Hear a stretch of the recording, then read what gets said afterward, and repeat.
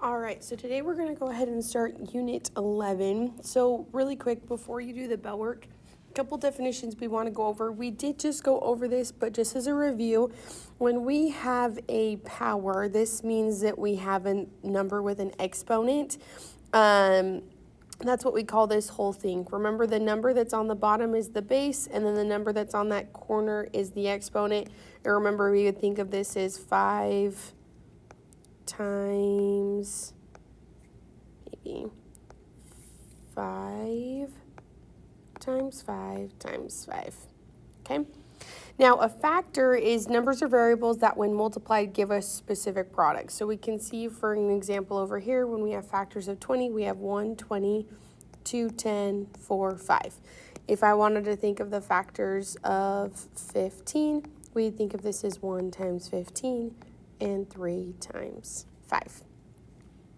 And then again, as a review from stuff we talked about earlier in this year, when we're adding or subtracting monomials, the most important thing is they have to combine like terms. So meaning, if I look at number 1, we can see that we still have x squared and y in both of these. So we simply just go 9 minus 10, which is negative 1, meaning we have negative 1 x squared y, and that's your final answer. Just as a reminder, when we do the product rule, when we have x to the a times x to the b, that means these exponents get added together, so we have x to the a plus b. So if we're looking at number 1, we see both of our bases are h, so we'd go ahead and add the exponents, so 2 plus 6, which is 8. The next one, I can say I have negative 2 and 7, so I'm going to multiply those to get negative 14. A squared and a cubed, I add the exponents to get a to the 5th. B plus b, which is b squared. And then just as a reminder, the 0, x to the 0 is 1. Anything to the 0 power is 1. So we can see this guy right here. Since this is a power of a power, we would multiply these. So we'd get w to the 2 times 4, which is 8, divided by w to the 8. Remember, we subtract these, so we get 8 minus 8, which is 0, which is 1. So based on that, go ahead and go to that next page and see how much of that bell work you can get done.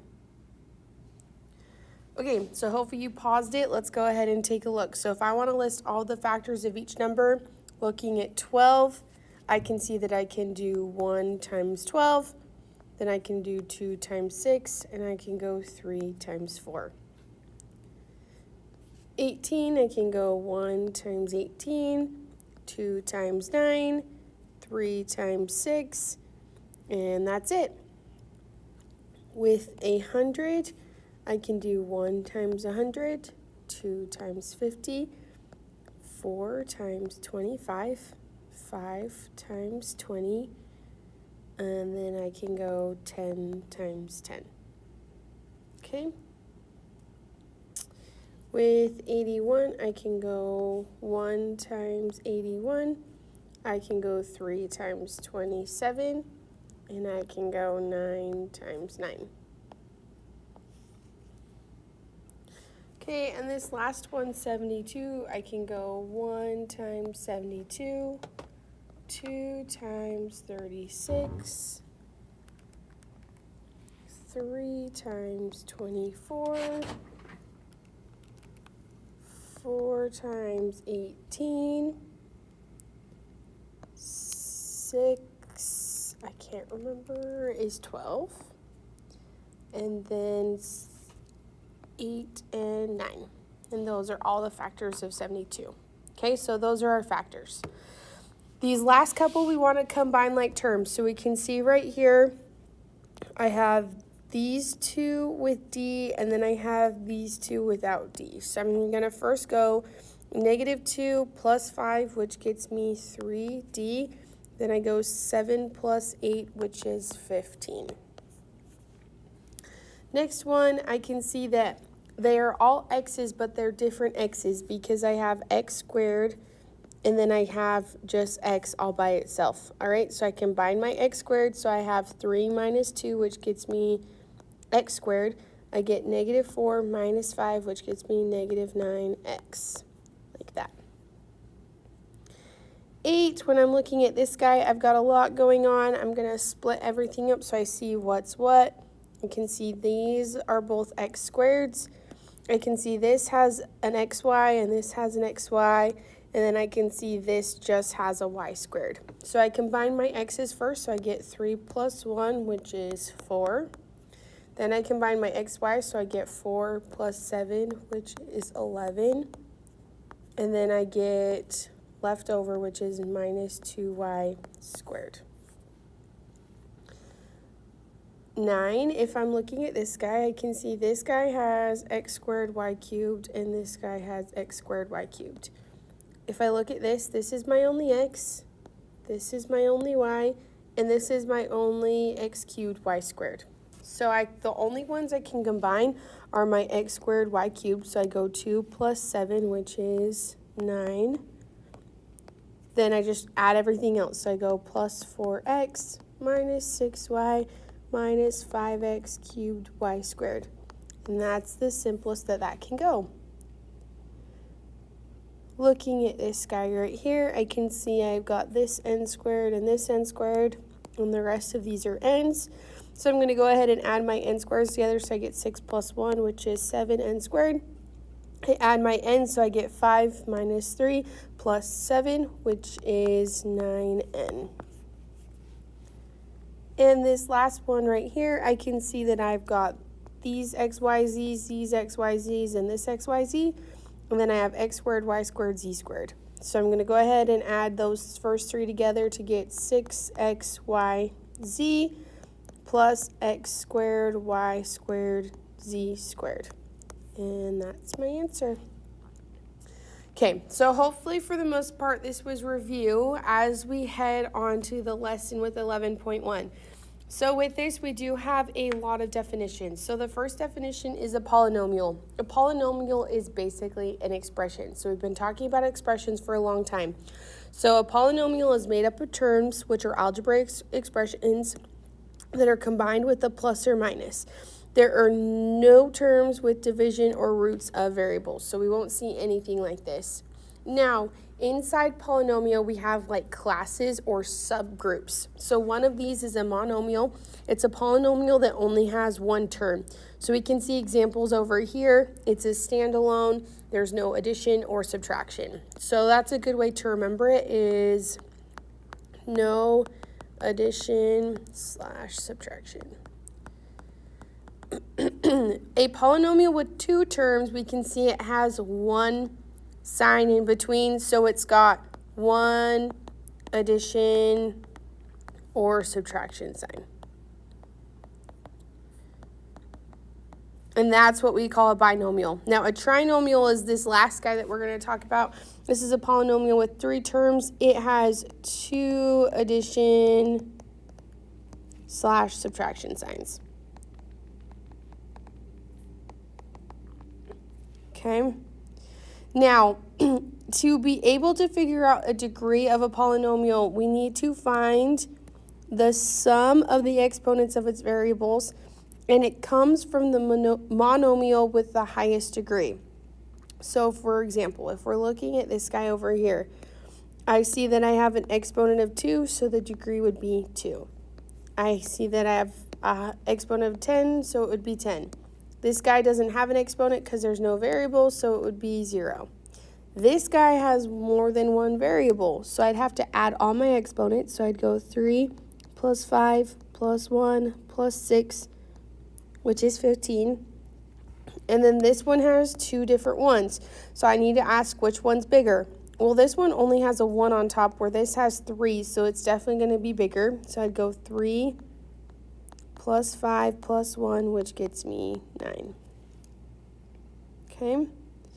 Now, when we talk about writing polynomials, this is typically the standard form. We write them in what we call descending order. So our highest exponent goes first, and then we go down and get smaller and smaller as we move towards the right. So we want to first write this guy in standard form. So if we were going to do that, I would go negative 5a to the 9th plus 5a to the 7th plus 2a squared plus a. My degree is going to again be that highest exponent, so in this case it's going to be 9. The leading coefficient is, okay, what number is in front of that exponent? What I mean is I have a to the 9th right here. I want the number out in front, so that would be -5. Okay, and then just a couple other things. A quadratic is when we have a highest degree is 2, and then a cubic is when our highest degree is 3. These quadratic and cubic work together with monomial, binomial, and trinomial. It's similar to a triangle, how we would call like an acute triangle an equilateral triangle. So it would be both names put together. We can give polynomials 2 names as well, so that's why we give 2 different classifications. And then the last thing we're going to be talking about is greatest common factor, which we'll go over later on the next page, okay?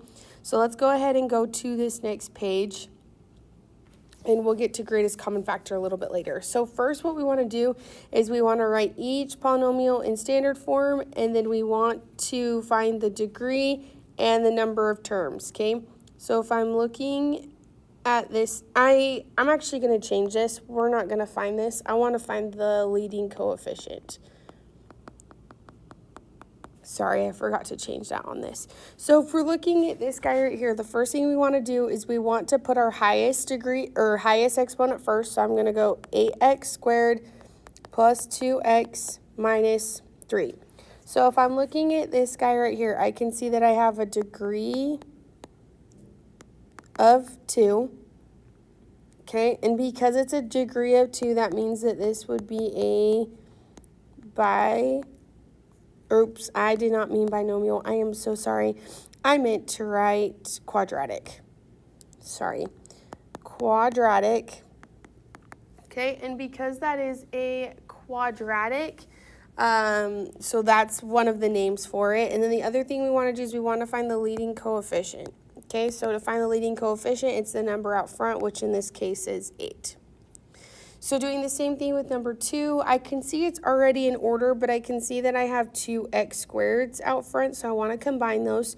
So I go 6 minus 13, which is -7x squared, minus 4x plus 4.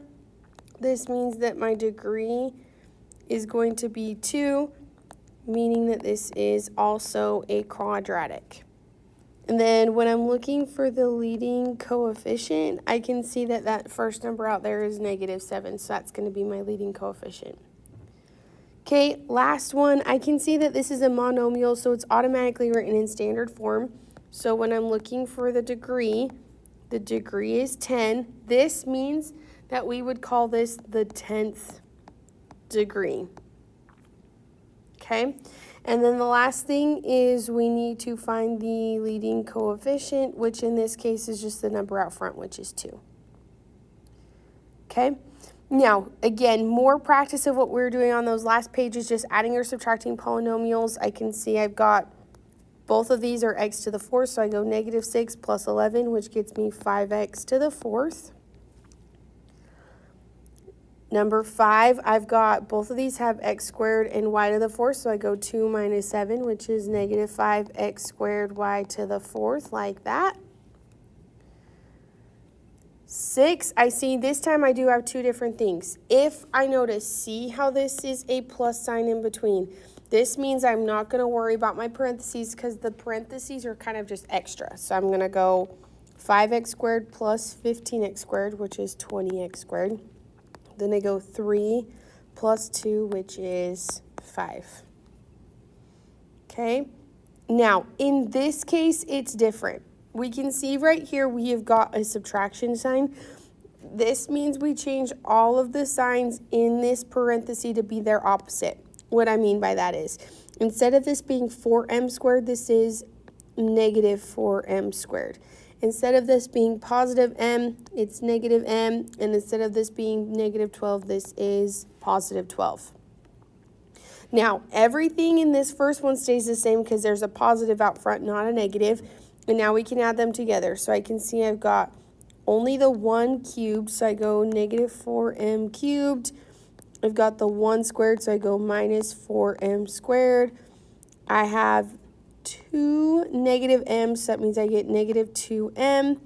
And then I have 9 and 12, so I add those together to get 21. And that's those two polynomials in their simplest form. Okay, so that's adding and subtracting. Now, what happens when we multiply? Now, just pretend for a second that n wasn't there. If n wasn't there, then all we would do is we would just distribute and multiply the 5, and we do something like this, yeah? Well, now all we're going to do is we're going to multiply by 5n. So this means I go 5n times 3, that's supposed to be an n, 3n cubed plus 5n times negative n squared plus 5n times 8. What this looks like then is I go 5 times 3, which is 15, and I go n times n cubed, which this exponent's 1, so I go 1 plus 3, which is 4, so I get n to the 4th.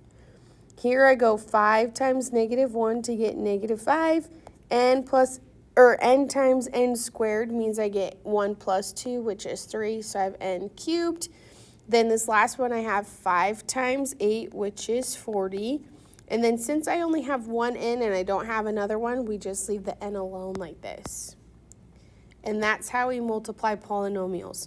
So I want you to go ahead and hit pause and try number 9 on your own and see how it goes.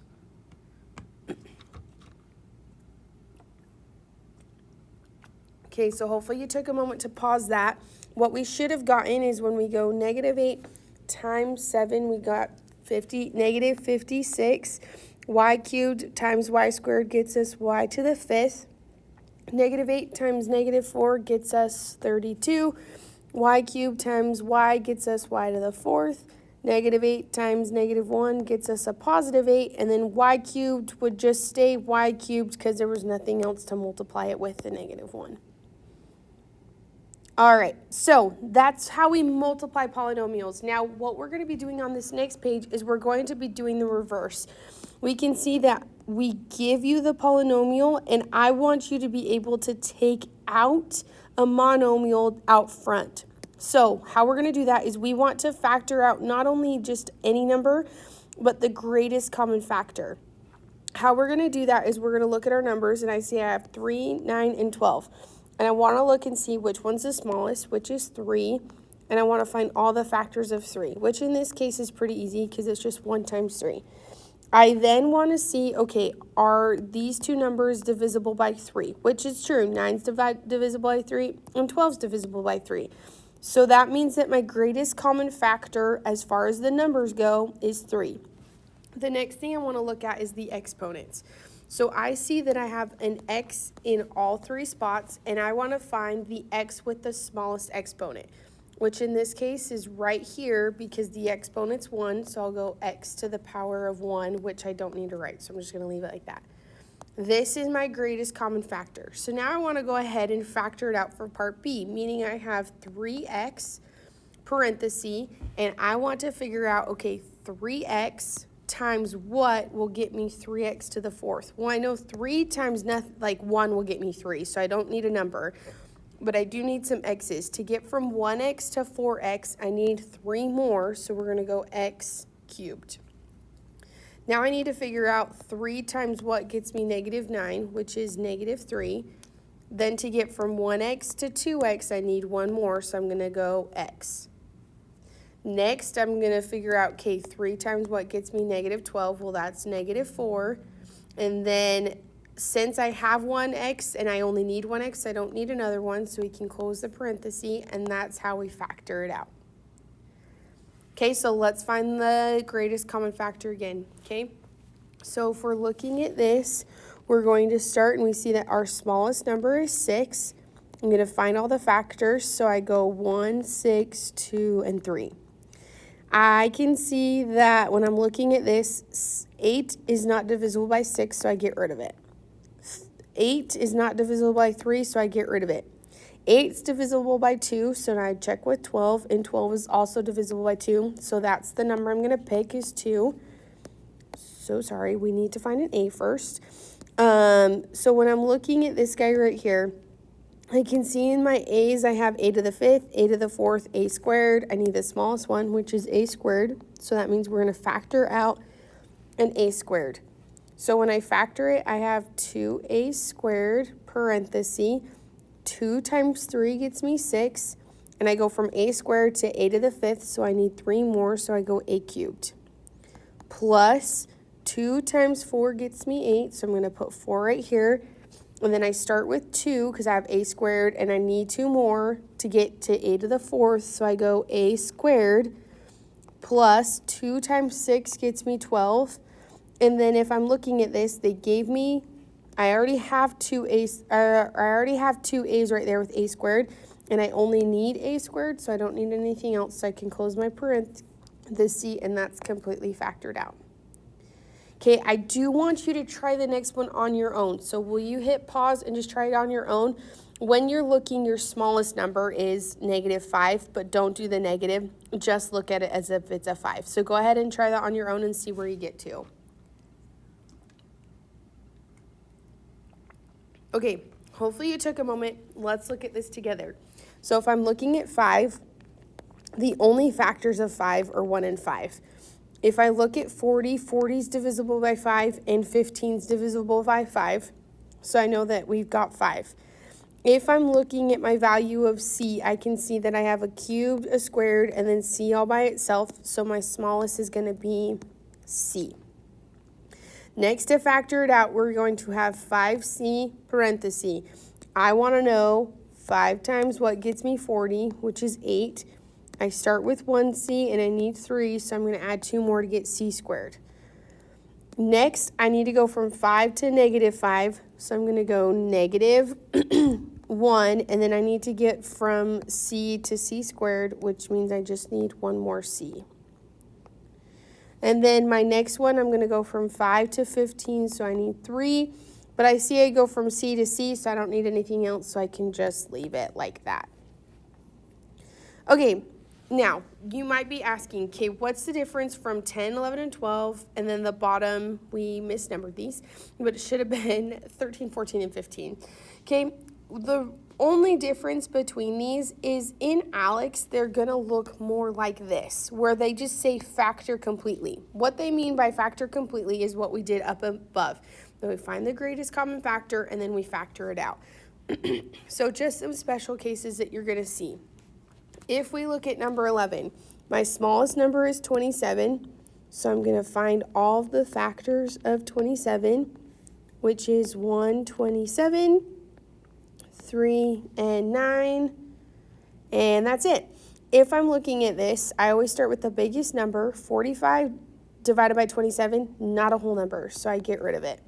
45 divided by 9, that's 5, so that one works. So that's my greatest common factor number-wise. Now when I look at the variables, if we notice, this is the only one that has a variable. So because only one of our terms has a variable and not all of them, we can't factor it out. So that means all we're going to factor out in this case is a number.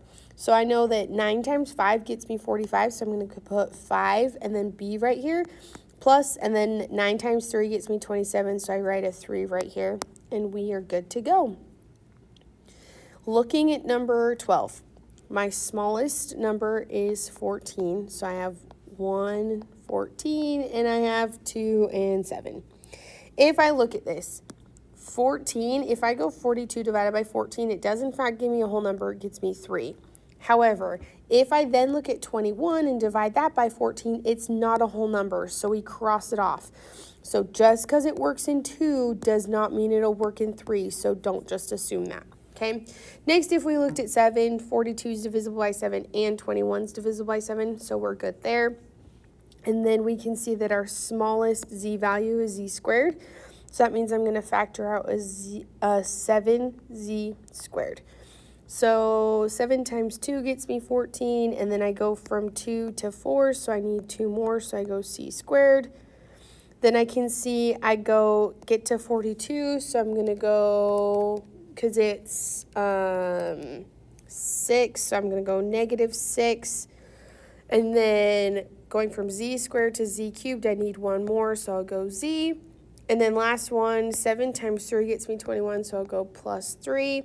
And then I go from z squared to z squared, so I don't need any more, so I can close the parenthesis, and that's factored completely. All right. And then last one I'm going to show you. If we're looking at this guy right here, I can see that my smallest number, in fact, is actually this number in front of g to the fourth, which is 1. So since it's 1, I can't actually factor a number, so I'm not going to factor out a number. If I look, I see I have a g in every term, and my smallest one is just g. So that means that's what I'm going to factor out as g, meaning the only thing that changes is the exponent. I just minus 1. So I have g cubed plus 24g squared plus 12g plus 4, okay? And that's it in its entirety. And that is how we can factor with polynomials, add, subtract, and multiply polynomials. So go ahead and get started on your homework quiz. If you have any questions, feel free to reach out and let me know. Have a great day.